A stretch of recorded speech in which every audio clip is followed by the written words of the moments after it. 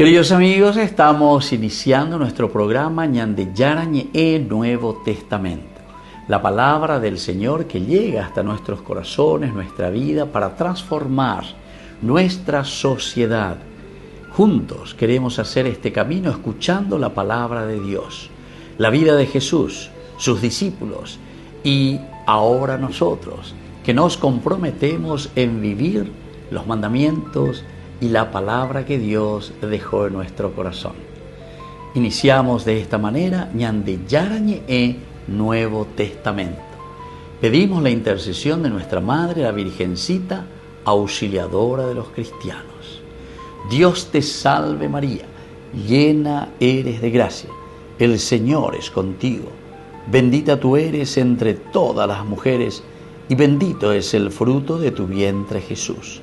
Santa María, Madre de Dios, ruega por nosotros pecadores, ahora y en la hora de nuestra muerte. Amén. Y así damos inicio a nuestro estudio bíblico Ñande Yarañe Nuevo Testamento. Bienvenidos a Ñande Yarañe, un espacio de reflexión donde compartimos con el Padre Víctor Luis Cabañas sus conocimientos sobre el Antiguo y Nuevo Testamento. Este programa cuenta con el apoyo de la Fundación Santa Librada. Comercial San Cayetano patrocina este espacio de evangelización.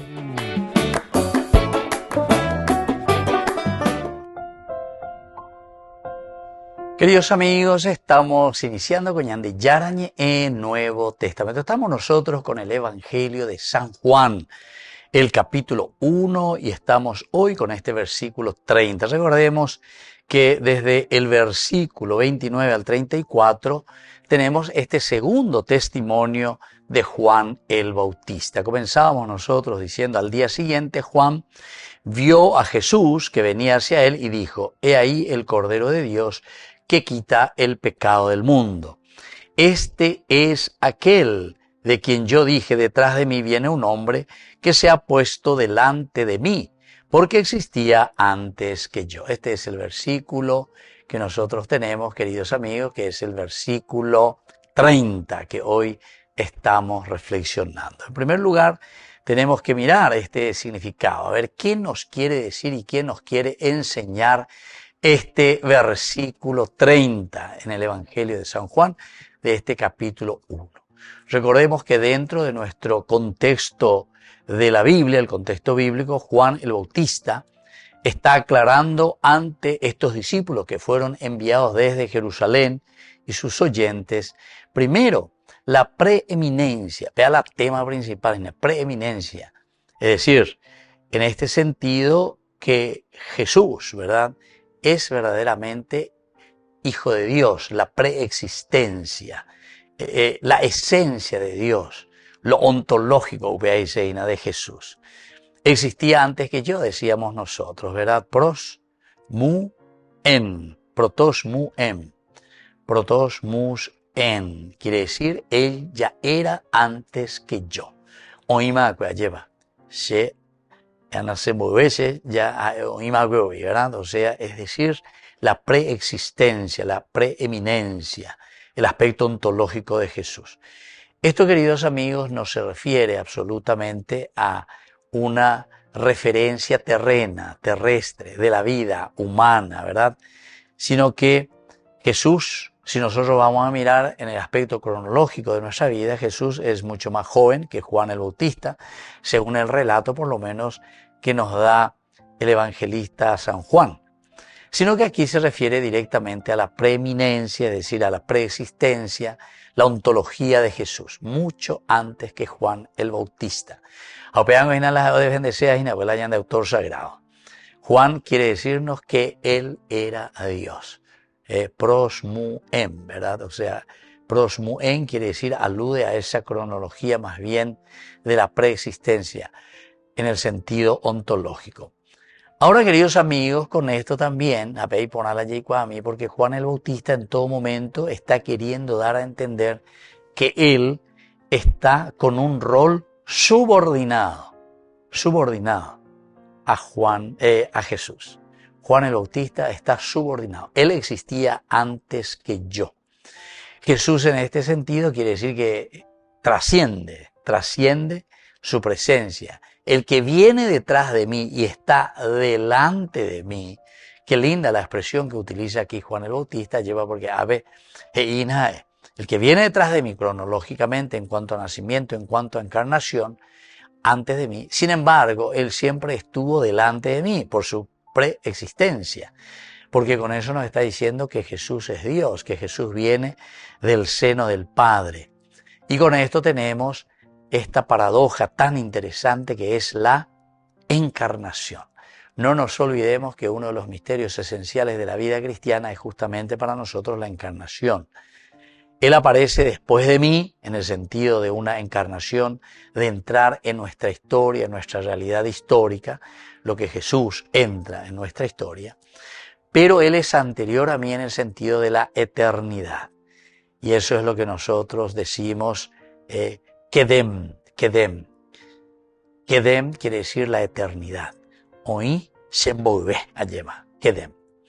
Muy bien, y dentro de nuestra reflexión también histórica, la reflexión histórica, su contexto histórico, queridos amigos, en la tradición que tenemos aquí del judaísmo del siglo I, la grandeza de un profeta se medía por la antigüedad de su linaje,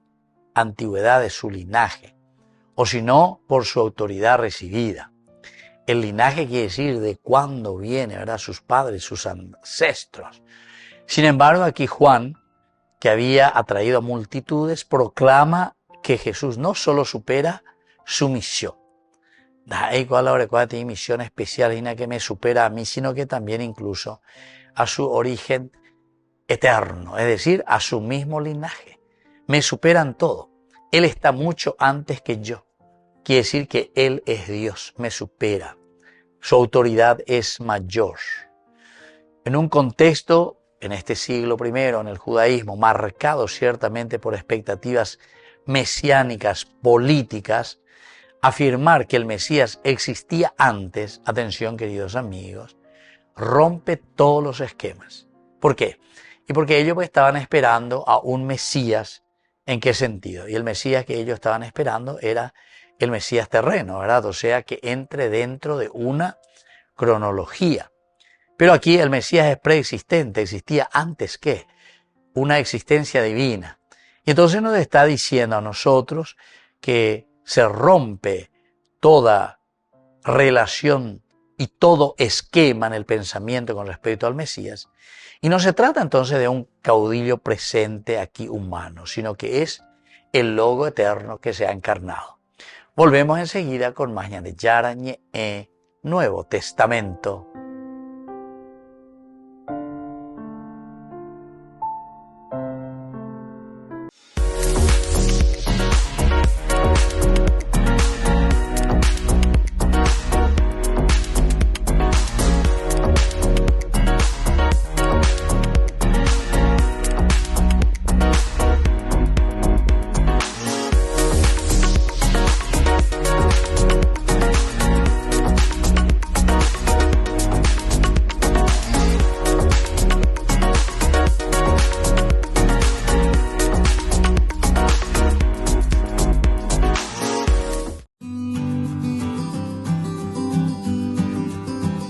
La castidad, ¿qué es este don tan lindo y tan hermoso que se nos propone siempre? No solamente en la vida de la iglesia, sino que en la vida de la humanidad.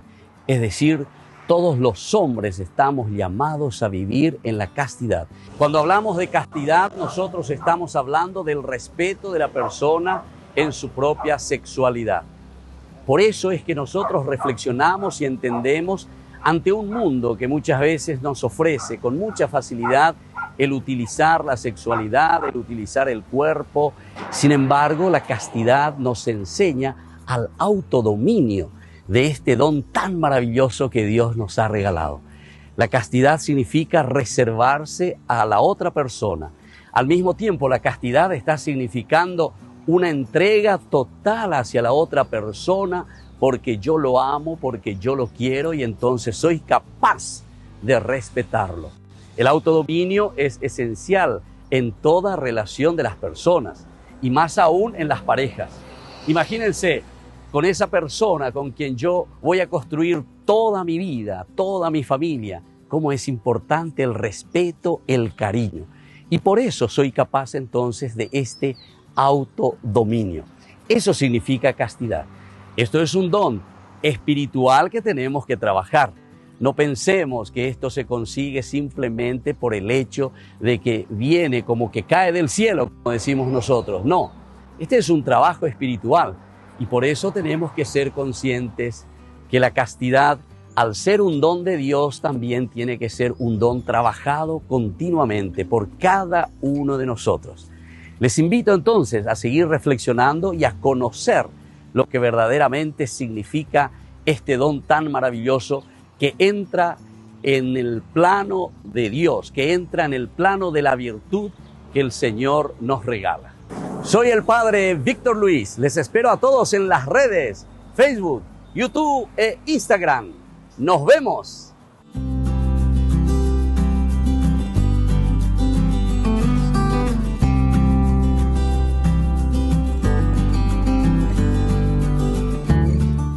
Desde la Asociación Paraguaya de los Caballeros de la Soberana Orden de Malta, Ñande Yarañe Televisión transmite las 24 horas. Les invitamos a seguir nuestros programas y sobre todo a seguir apoyándonos con su aporte para evangelizar nuestro país, evangelizar nuestras familias. Dios les bendiga a todos. En la ciudad de Luque, la economía se llama Supermercado San Cayetano. Compruebe sus precios bajos en productos cárnicos de primera calidad. Panificados, verduras, vegetales, frutas, artículos de bazar, ferretería, ropería. Supermercado San Cayetano. Humaitá 168, Casi Capitán Vado, ciudad de Luque.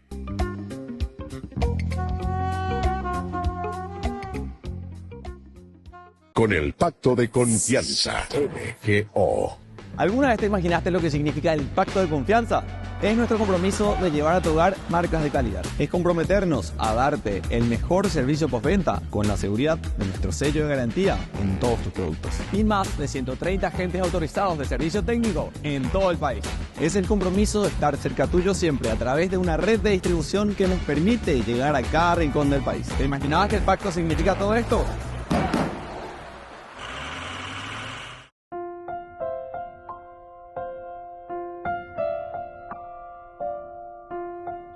Queridos amigos, seguimos con Ñande Yarañe en Nuevo Testamento. Estamos nosotros con el Evangelio de San Juan, capítulo 1, el versículo 30 hoy. Nos dice directamente que este es aquel de quien yo dije, detrás de mí viene un hombre que se ha puesto delante de mí porque existía antes que yo. La preeminencia en el sentido de que precede, la preexistencia en el sentido ontológico, porque este que está aquí es Dios.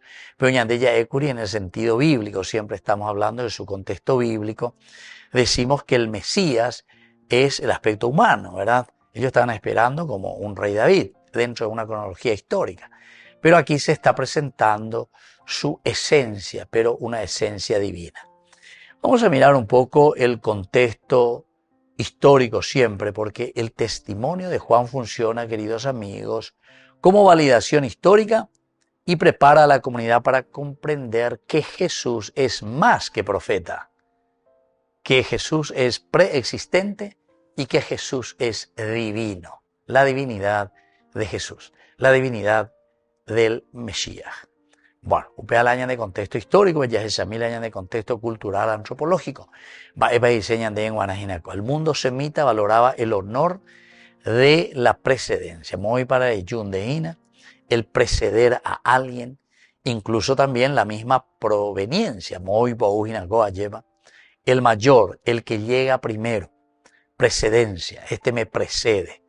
La cultura, culturalmente hablando, antropológicamente humano, el que está antes que yo, dice, tiene una mayor primacía.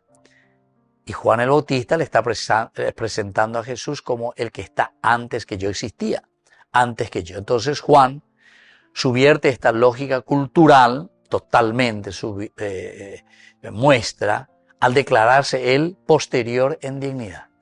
Yo estoy después de, posterior en dignidad. Pero ¿qué quiere decir esto, queridos amigos? Si en cuanto a la precedencia decíamos que era muy importante para la cultura y el aspecto antropológico de Israel, ahora aquí él, que está al frente, porque primero, cuando recibe el anuncio del ángel Gabriel, María se entera y sabe que su prima Isabel ya estaba en el 6º mes de su embarazo. 6º mes. Quiere decir que le precede. En ese momento se hace encarnación, se hace hombre en medio de nosotros, habita en medio de nosotros. Quiere decir que 6 meses por lo menos Jesús es posterior a Juan el Bautista. Pero aquí Juan el Bautista en su presentación dice, no, él es anterior, me precede. Ahora, queridos amigos, esta inversión antropológica muestra cómo la fe cristiana redefine categorías sociales también.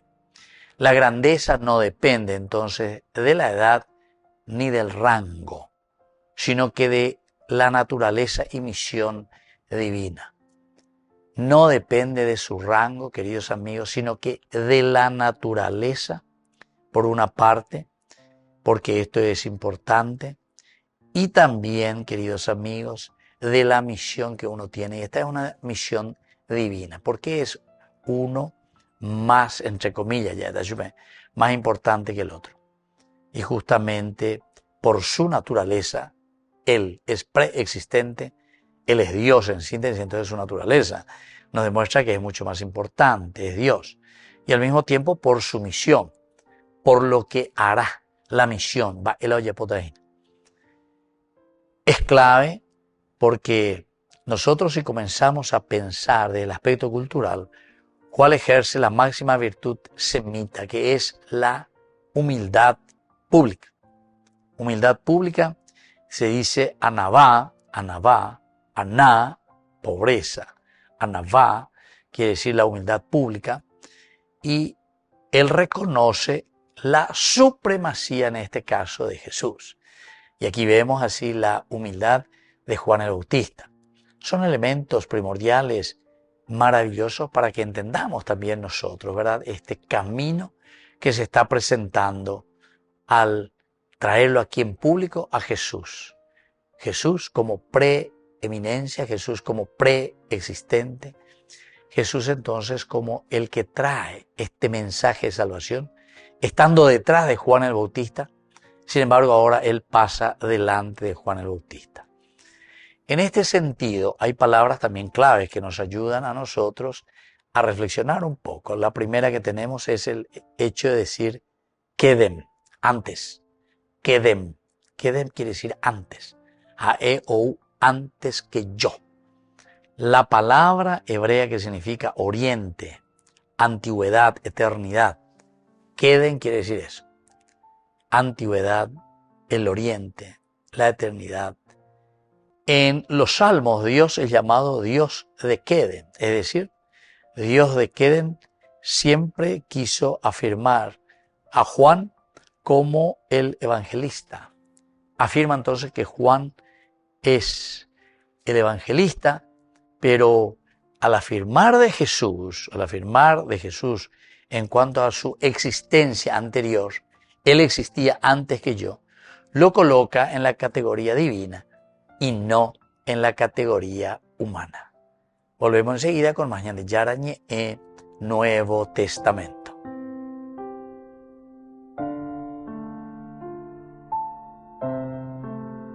Con el pacto de confianza, MGO. ¿Alguna vez te imaginaste lo que significa el pacto de confianza? Es nuestro compromiso de llevar a tu hogar marcas de calidad. Es comprometernos a darte el mejor servicio postventa con la seguridad de nuestro sello de garantía en todos tus productos. Y más de 130 agentes autorizados de servicio técnico en todo el país. Es el compromiso de estar cerca tuyo siempre a través de una red de distribución que nos permite llegar a cada rincón del país. ¿Te imaginabas que el pacto significa todo esto? Descubre Descubrí la máxima velocidad de internet con Fiber en Barete. Tu hogar o negocio merece la mejor tecnología. Películas, juegos, conferencias, sin interrupciones. Conecta tu hogar o empresa al futuro hoy mismo. ¿Estás listo para más libertad? Con Vox disfruta de Mishimi 2.0 con 20 gigas todos los días durante 15 días completos. Con Paco Vox. Conectado a donde vayas. Durante el siglo XIII, cuando las rutas marítimas facilitaban los viajes y acortaban las distancias llevando importantes cargas y ciertas personas de nivel económico, no faltaron algunos grupos de musulmanes que se dedicaron a interceptar las naves y así obtener valiosos botines y secuestrar a los viajeros para pedir rescate por ellos.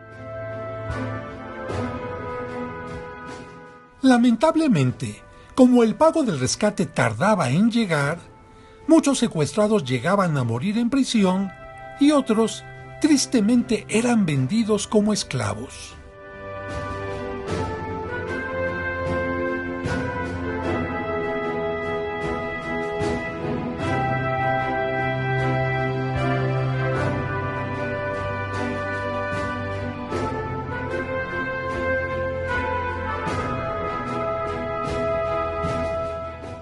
Afortunadamente, la noche del 1 de agosto de 1218, la Virgen María se le apareció a Pedro Nolasco, un joven mercader de telas de Barcelona, y le pidió que fundara una orden religiosa destinada a rescatar a los cristianos cautivos. Y le dijo que aquella misma noche le había pedido lo mismo a San Raimundo de Peñafort, teólogo dominico y predicador español, y a Jaime I el Conquistador, rey de Aragón, cuyo escudo formaría parte del hábito de los religiosos de la nueva orden. 10 días después, los 3 elegidos se reunieron en la Catedral de Barcelona y decidieron fundar la Orden Real y Militar de Nuestra Señora de la Merced y la Redención de Cautivos. La nueva orden fue laica inicialmente. Recogía a indigentes y cautivos que regresaban de tierras de moros y no tenían a dónde ir. Creaban conciencia sobre el problema y hacían colectas para el rescate, acompañados de excautivos que tenían la obligación de participar un tiempo en ese servicio. La orden fue aprobada por el Papa Clemente IV en 1265. Ahora, sus miembros religiosos tendrían que cumplir, además de los votos de pobreza, castidad y obediencia, un cuarto voto que consistía en liberar a otros más débiles en la fe, aunque su vida peligrara por ello. A partir de entonces, los mercedarios se dedicaron a buscar ayuda para pagar el rescate y se embarcaron en busca de los secuestrados.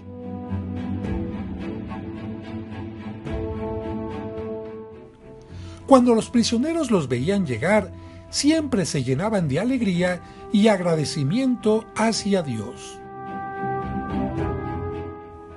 Pedro, el fundador, hizo varios viajes en busca de esclavos cristianos y en una ocasión lo hicieron prisionero y lo torturaron, pero gracias a su habilidad de comerciante y de prometer un rescate, logró conseguir su libertad. Los musulmanes lo dejaron a la deriva en una barca desvencijada en la que, de acuerdo a la tradición, él sirvió como mástil y con la ayuda de Dios pudo llegar a su destino, episodio al que se le conoce como el milagro de la barca.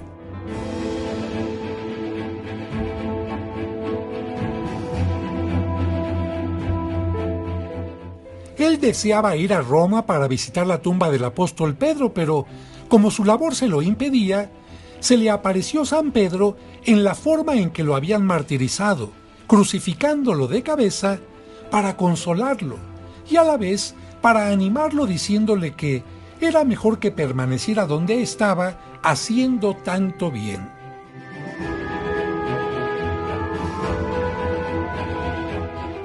De esta manera, el llamado defensor de los secuestrados y esclavos utilizó su fortuna para el rescate de muchos.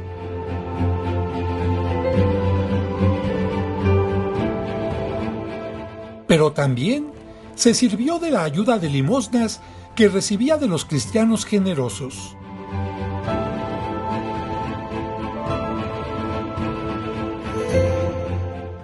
Y cuando los religiosos no tenían para pagar el rescate de algunos presos que estaban en peligro, muy enfermos o a punto de ser vendidos, los mercedarios ocupaban su lugar para que los prisioneros fueran liberados, mientras que ellos se quedaban en prenda hasta que llegara el rescate.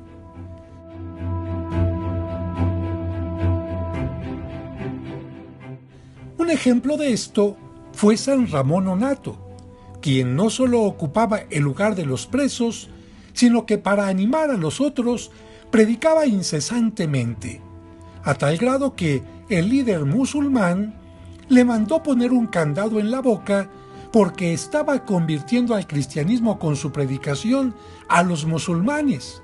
Dicho candado solo se lo quitaban para comer.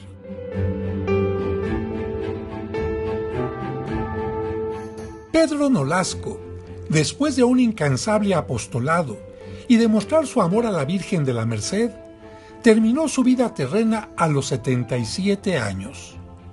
Antes de fallecer, pronunció el Salmo 76. Tú, oh Dios, haciendo maravillas, mostraste tu poder a los pueblos, y con tu brazo has rescatado a los que estaban cautivos y esclavizados. Fue canonizado en 1628. Los mercedarios fueron muy valorados, y muchas embarcaciones deseaban llevar a uno de ellos consigo para que, en caso de que los sarracenos los interceptaran y quisieran secuestrar a los viajeros, se llevaran al mercedario en lo que se pagaba después el rescate por todos. Esta fue la razón para que el primer sacerdote que llegó a México y celebró la primera misa, como lo muestra esta pintura, y los primeros bautizos en nuestro país, haya sido un mercedario, porque venía como capellán y acompañando la nave de Hernán Cortés. Se trató de Fray Bartolomé de Olmedo, que además de ser el primer evangelizador, también bautizó a las 20 mujeres que le ofrecieron los caciques de Tabasco a Hernán Cortés, entre las que estaba la Malinche. Ellas fueron las primeras mujeres cristianas que hubo en la Nueva España.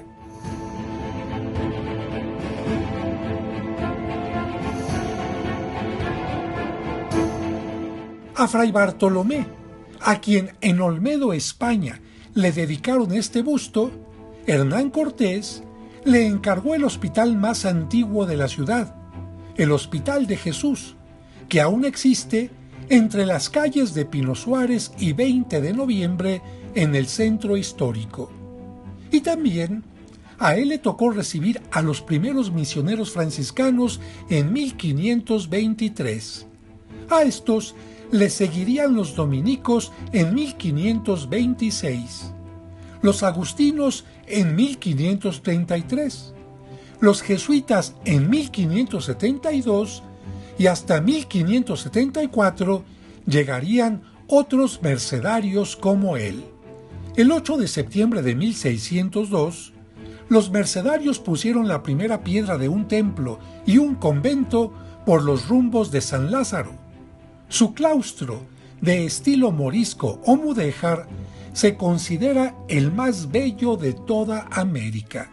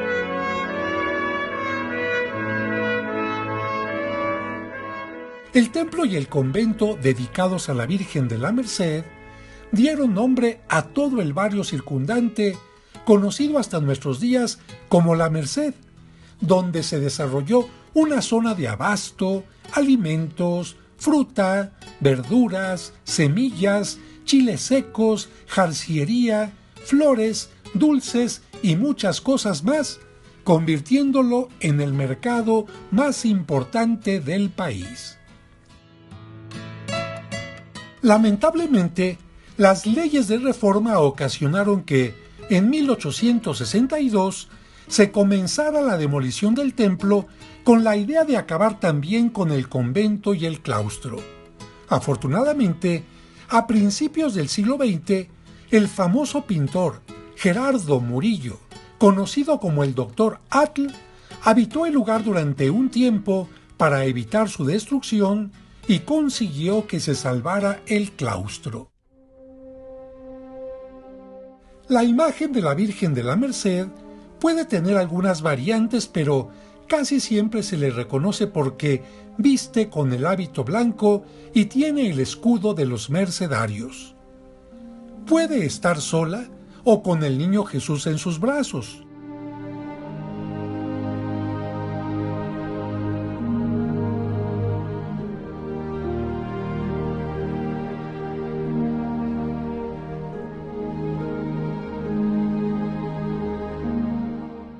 En ocasiones, su vestido está adornado con flores o joyas y sostiene en sus manos cadenas o grilletes como signo de su patronazgo sobre secuestrados, prisioneros o esclavos, y también tiene el escapulario mercedario.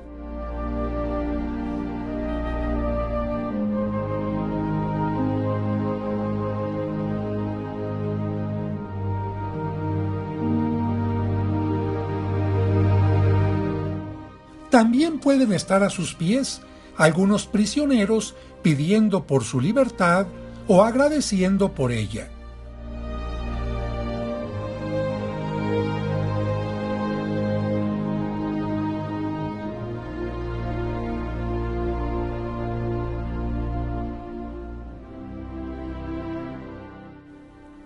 Y no faltan las escenas de la aparición a San Pedro Nolasco, incluso entregándole un escapulario con el escudo de la orden en señal de bendición y protección.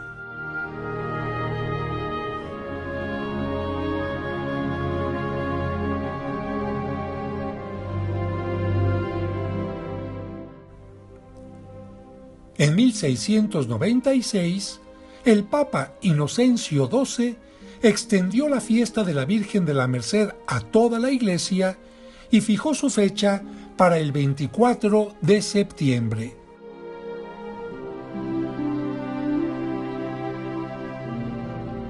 Virgen de la Merced, ruega por nosotros, especialmente por los prisioneros, los secuestrados y por todos aquellos que son esclavos de las adicciones o de cualquier dependencia. Amén.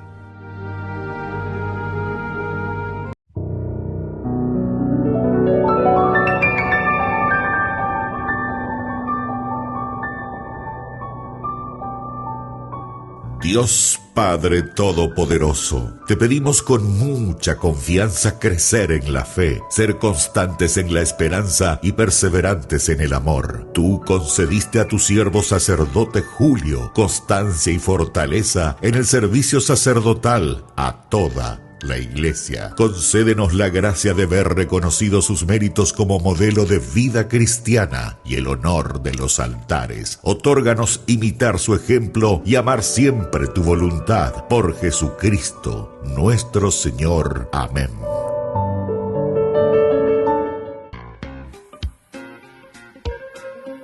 En la ciudad de Luque, la economía se llama Supermercado San Cayetano. Compruebe sus precios bajos en productos cárnicos de primera calidad. Panificados, verduras, vegetales, frutas, artículos de bazar, ferretería, ropería. Supermercado San Cayetano. Humaitá 168, Casi Capitán Vado, Ciudad de Luque.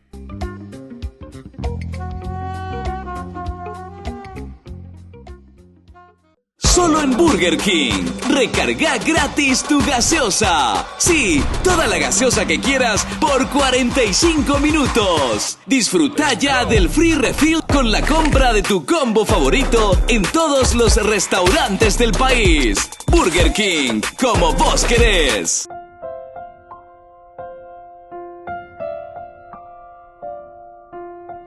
Queridos amigos, seguimos con Ñande Yarañe en Nuevo Testamento. Estamos nosotros con este estudio bíblico en el capítulo 1 de San Juan, versículo 30 hoy. Este es aquel de quien yo dije, detrás de mí viene un hombre que se ha puesto delante de mí porque existía antes que yo, ¿Cuáles son algunas de las enseñanzas importantes que podamos ver aquí? Primero es una cristología de la preexistencia. Upaya Surayana, cristología de la preexistencia, o sea, Jesús, el Cristo, el Salvador, que es Dios, que estaba en el seno del Padre, prostonseón, que estaba junto al Padre. Todos estos elementos nos hacen pensar en nuestra reflexión teológica desde la Biblia que la preexistencia de Jesucristo.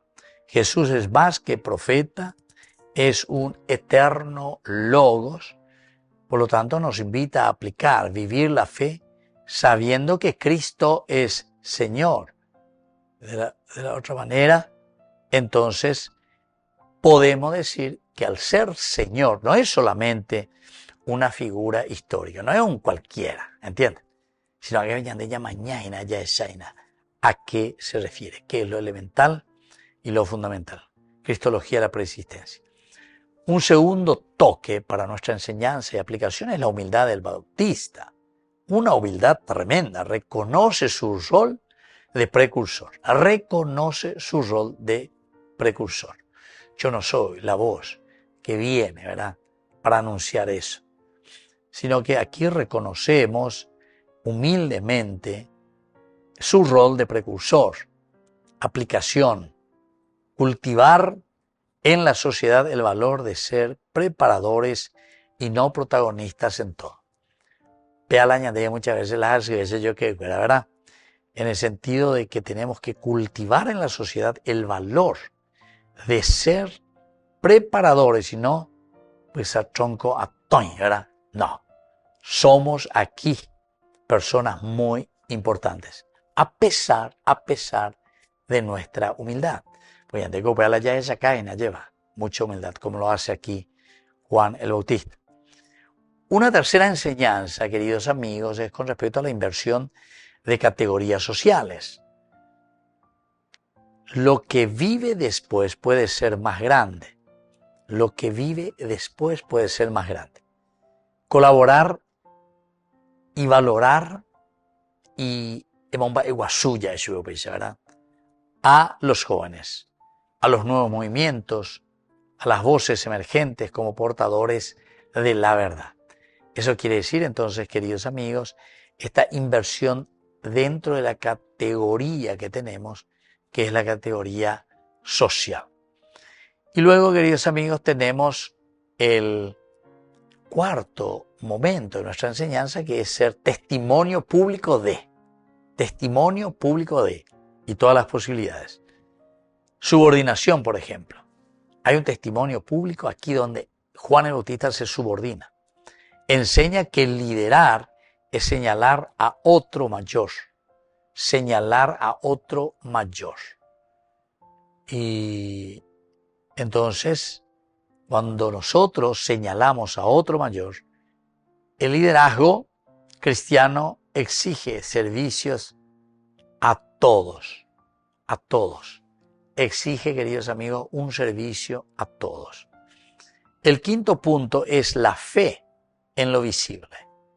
Proclamar que Jesús existía antes que yo. Creer que tengo visión, ¿verdad? Creer que tengo una visión, pero fenomenal, a esa cómo está Dios sentado, qué hace, etc. En lo que no se ve. Es una fe total y absoluta. Y eso es lo que tenemos que procurar. Esa fe total y absoluta hacia la confianza en Dios. Y esto lo hacemos en un ámbito de incertidumbre, en el sentido de que estamos viendo política ciencia, política, ciencia y todos aquellos otros elementos que en la vida personal nos quieren desviar de lo esencial y lo fundamental. En este versículo que ahora estamos viendo, versículo 15, muchas cosas, queridos amigos, no pudimos ya decir todo, ¿verdad? Pero aquí vamos para que podamos nosotros darle también ese sentido. Hay algunos testimonios públicos de subordinación. Juan enseña que liderar es señalar a otro mayor. El que lidera es alguien que señala a otro mayor. Liderazgo cristiano hoy exige servicio y referencia a Cristo y no a uno mismo, sino que en referencia a Cristo. Una quinta enseñanza es la fe en lo invisible. Yaguerovia profundamente y rezamos, ¿verdad? Fe en lo invisible. La fe en lo invisible es esencial para que nosotros podamos dar un camino fenomenal, maravilloso aquí en medio de nuestra comunidad. Fe en lo invisible, proclamar que Jesús mismo antes exige creer en lo... Así vamos a mirar un poco esta confianza en Dios en ámbitos de incertidumbre. Bueno, queridos amigos, vamos concluyendo por el día de hoy. Les voy a dejar la bendición del Señor, el Padre y el Hijo y el Espíritu Santo. Amén. Hasta la próxima con más Ñande Yarañe en Nuevo Testamento.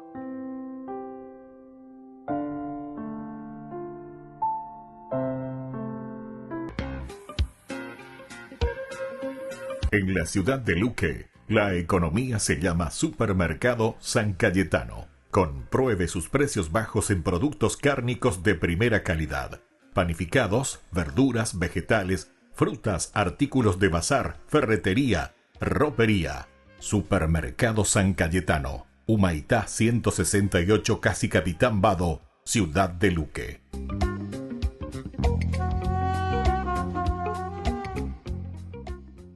Con el pacto de confianza, MGO. ¿Alguna vez te imaginaste lo que significa el pacto de confianza? Es nuestro compromiso de llevar a tu hogar marcas de calidad. Es comprometernos a darte el mejor servicio postventa con la seguridad de nuestro sello de garantía en todos tus productos. Y más de 130 agentes autorizados de servicio técnico en todo el país. Es el compromiso de estar cerca tuyo siempre a través de una red de distribución que nos permite llegar a cada rincón del país. ¿Te imaginabas que el pacto significa todo esto? Si empiezas a leer la Biblia desde el comienzo, llegarás a más o menos la mitad del segundo libro, Éxodo, y encontrarás un montón de leyes antiguas. Harás esto, no harás aquello. Estas leyes están todas escritas en el estilo literario que llamamos discurso en prosa y se encuentran por todos lados en el segundo, tercero, cuarto y quinto libros de la Biblia. Hay más de 600 leyes. Y puesto que leer códigos antiguos de leyes no es algo que tú y tus amigos hacen muy a menudo, es probable que tengas dificultades. Así que hablemos de cómo leer la ley en la Biblia. Lo primero que hay que recordar es que la Biblia no es un manual de comportamiento con una lista completa de lo que debemos hacer y de lo que no debemos hacer para complacer a Dios. Cierto, la Biblia es una narrativa épica, pero en su historia, Dios sí le dice a las personas qué hacer. Claro. La historia comienza con el plan de Dios de gobernar el mundo a través de humanos que confiarán en Él y que vivirán conforme a su sabiduría. Aquí encontramos el primer mandamiento divino en la Biblia. No comas del árbol del conocimiento del bien y el mal, porque el día que lo hagas, morirás. Pero los humanos toman la autoridad, conocen y definen el bien y el mal por ellos mismos, y eso no es bueno. Eso lleva a un mundo de violencia y muerte, y ellos son exiliados del jardín. Ok. Entonces, esta fue la primera ley en la Biblia. Bueno, es el primer mandato divino que invita a las personas a confiar en Dios y vivir conforme a su sabiduría. Así que, aunque no es parte de las leyes dadas a Israel, sí las anticipa, porque ellas también son invitaciones para confiar en la sabiduría de Dios. Entonces, ¿cuándo llegan las leyes de Israel? Bueno, esta es la historia. Israel está esclavizado en Egipto. Entonces Dios los salva y los invita a una relación de pacto, como un matrimonio. y las leyes forman los términos de ese pacto. Y entonces, ¿se nos da un catálogo de todas las leyes que Dios le dio a Israel? De hecho, no. No se nos dan todas las leyes, solo ejemplos. Estas han sido estratégicamente colocadas entre las historias sobre cómo Israel se mantiene violando las leyes. Y entonces, se supone que yo vea que Israel no es diferente de los primeros seres humanos en el jardín. Ellos no confían en Dios ni viven conforme a su sabiduría. Sí, y eso lleva a otra ronda de tragedia, violencia y muerte. Y termina en el exilio. Y entonces, aunque las leyes son buenas y muestran la sabiduría de Dios, también exponen la incapacidad de Israel de ser un compañero fiel de Dios. Te sigo. Pero cuando leo las leyes, encuentro muchas cosas extrañas, como no permitir que la ropa sea hecha de 2 tipos de telas diferentes. ¿Cómo eso muestra la sabiduría de Dios? Ok, es importante notar que muchas de estas leyes son símbolos rituales antiguos que separaban a Israel de las otras naciones, es decir, los hacían santos. Entonces, algunas leyes hacían de Israel distinto a las naciones vecinas, mientras que otras leyes los apartaban de cosas que en su cultura simbolizaban muerte, enfermedad y corrupción moral. Bueno, pero ¿qué hay de los rituales para matar animales? Los sacrificios también eran símbolos rituales que conectaban a las personas con Dios. Ya que tú, un mortal, no puedes ascender a la presencia de Dios en el templo celestial, un animal sin culpa, ofrecido a Dios, podía ir en tu lugar, cubriendo tus faltas, para que puedas saber que eres aceptado por Dios. Ya veo. Pero no todas las leyes son rituales antiguos. Algunas son solo acerca de ser buena persona y tratar bien a los demás. Sí, pero estas leyes no tratan solo de ser bueno. Tratan sobre la justicia, que es muy importante para Dios. En la primera página de la Biblia aprendemos que todo ser humano es hecho a imagen de Dios y merecedor de dignidad. Y estas leyes aplican ese ideal en los días de Israel. De hecho, estas leyes son el fundamento de muchos conceptos de justicia y equidad que damos por sentado. Pero algunas de las leyes no parecen justas, como las leyes que permiten la esclavitud. Bueno, si miras estas leyes en su contexto cultural antiguo, verás que Dios está trabajando con Israel como los encontró, impulsándolos hacia la justicia. Entonces, la esclavitud no es abolida, pero sí es socavada. Por ejemplo, se suponía que Israel recreara la liberación del Éxodo al liberar a los esclavos y perdonar todas las deudas cada 7 años. Esto fue revolucionario en el mundo antiguo. Bien, ¿qué hay de todas las leyes acerca del descanso del Sabbat cada 7º día y de todas las fiestas de 7 días? Quiero decir, ¿por qué todos esos 7? Bueno, todas estas leyes acerca del tiempo sagrado se conectan con la narrativa de la primera creación en Génesis. Dios trae orden a partir del caos en 6 días y cada uno tiene un claro principio y final. Pero cuando llegas al 7º día, no tiene final. Eso es porque está señalando hacia el ideal de que los humanos colaboren con Dios en su gobierno y su descanso. Todas estas fiestas de 7 días son rituales que simbolizan el verdadero propósito y el futuro de la humanidad. Está bien. Entonces, todas estas leyes dadas a Israel encajan en esas categorías básicas. Sí, y cada categoría expresa un ideal central de la sabiduría de Dios. Las leyes muestran cómo estos ideales deben ser aplicados en la cultura del antiguo Israel. Pero, como la historia deja claro, Israel falló en cumplir la ley una y otra vez. ¿Cómo logrará Dios que los humanos confíen en su sabiduría? Bueno, Moisés y los profetas después de él confiaron que un día Dios transformaría el corazón humano para que las personas puedan ser compañeros fieles del pacto, confiando en su sabiduría. Esto nos lleva a la historia de Jesús. Sí, Jesús dijo que vino a cumplir la ley. Cierto, Él fue el compañero fiel del pacto que Israel y toda la humanidad fueron creados para hacer, pero que fallaron en alcanzarlo. Jesús vivió conforme a los ideales divinos en los que se basaba la ley, y Él enseñó que todas las leyes se cumplen cuando amas a Dios y cuando amas a tu prójimo como a ti mismo. Y Jesús prometió que el Espíritu de Dios vendría y transformaría a sus seguidores para que ellos también pudieran vivir de esta manera. Así que, cuando los seguidores de Jesús leemos estas leyes hoy, necesitamos recordar que fueron dadas a Israel en su contexto cultural antiguo. No podrías seguir muchas de ellas, incluso si lo intentaras. Pero lo que puedes hacer es ver la sabiduría de Dios en las leyes. Sí, y confiar en que el Espíritu de Dios puede guiarte a aplicar esa sabiduría conforme aprendes a amar a Dios y amar a tu prójimo como a ti mismo. Ñande Yarañe presenta Cursos Modulares Bíblicos 2025. ¿Quieres profundizar en el estudio de la Palabra de Dios? Te invitamos a participar de nuestros Cursos Modulares Bíblicos 2025. Modalidad presencial, online vía Meet, todos los lunes de 20 a 21 horas. Septiembre, el discípulo amado. La Santa Eucaristía reúne a los corazones para ofrecer el pan y el vino, signos del cuerpo y la sangre de Jesucristo. En Ñande Yarañe, la Santa Misa, 6 horas, 11 horas y 19 horas. Ñande Yarañe, Canal 25, primer canal católico del país.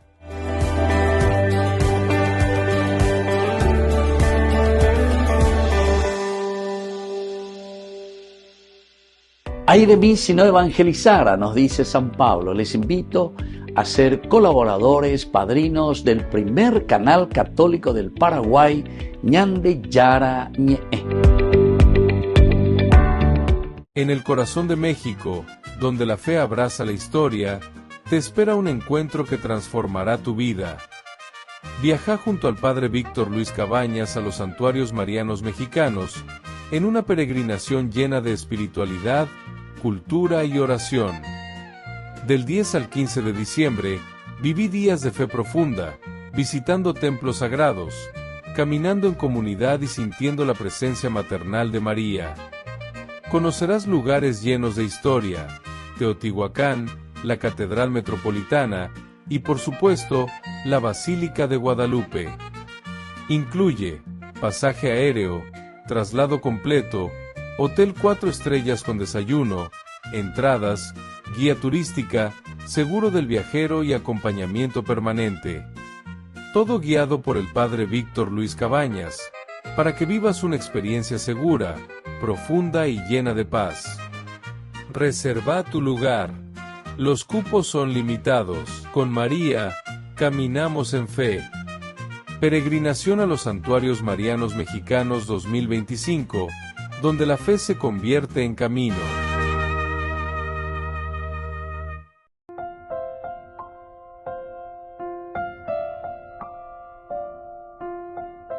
Queridos amigos, seguimos con Ñande Yarañe en Nuevo Testamento. Estamos nosotros con el capítulo 1, capítulo primero, versículo 30 del Evangelio de San Juan, que es el cuarto evangelio, ¿verdad?, de San Juan.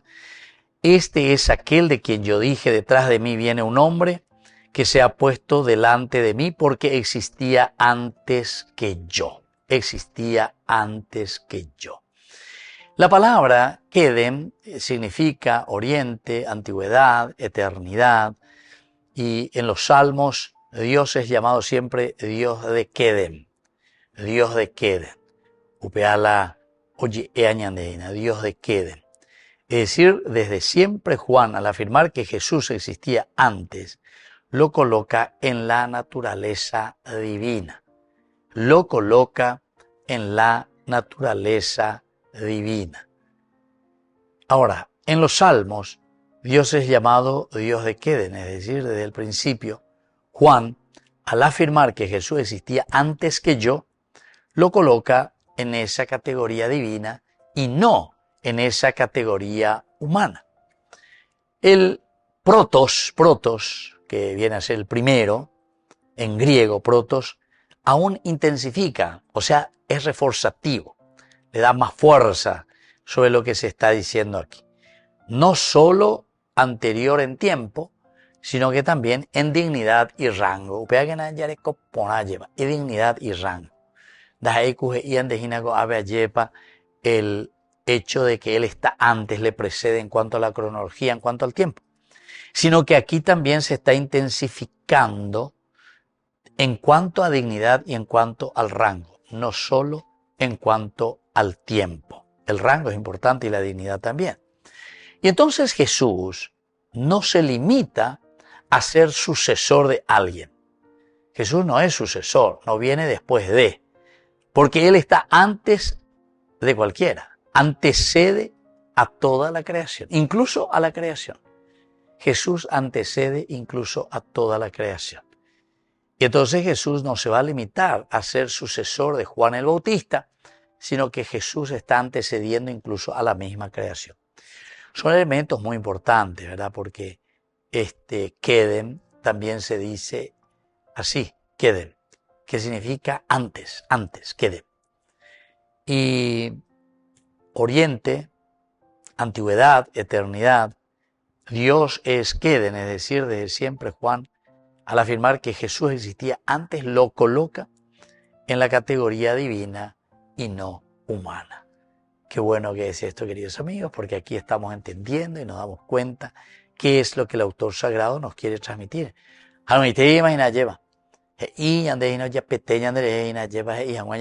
Él es divino, no es humano.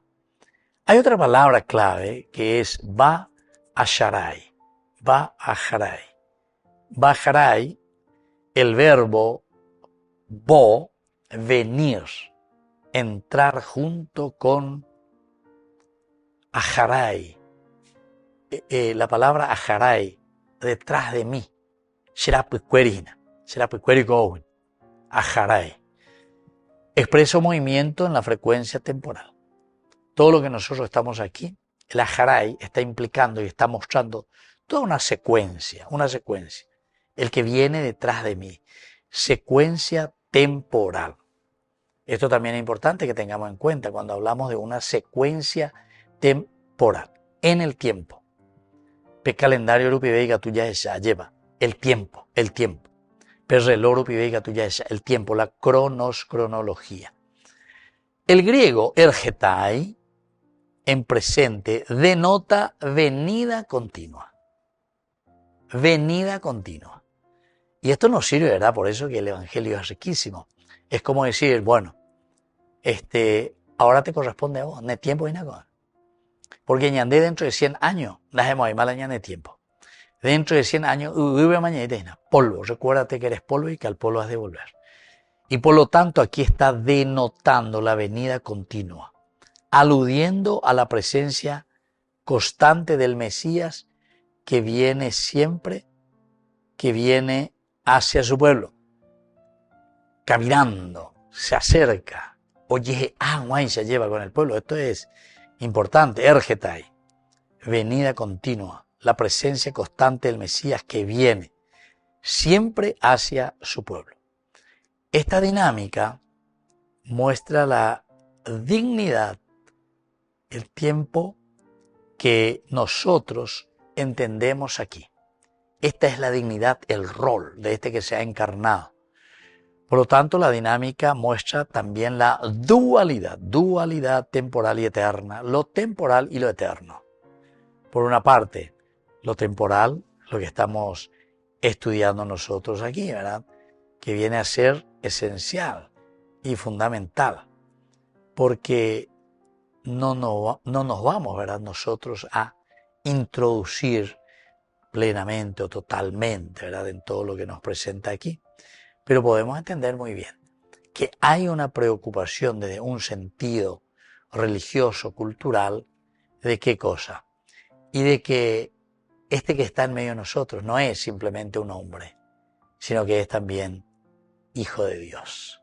Volvemos enseguida con más ñande Yarañe Nuevo Testamento.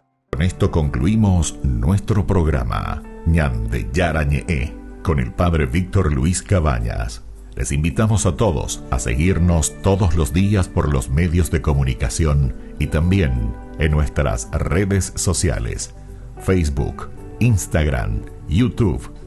Que Dios los bendiga y proteja. Este programa cuenta con el apoyo de la Fundación Santa Librada.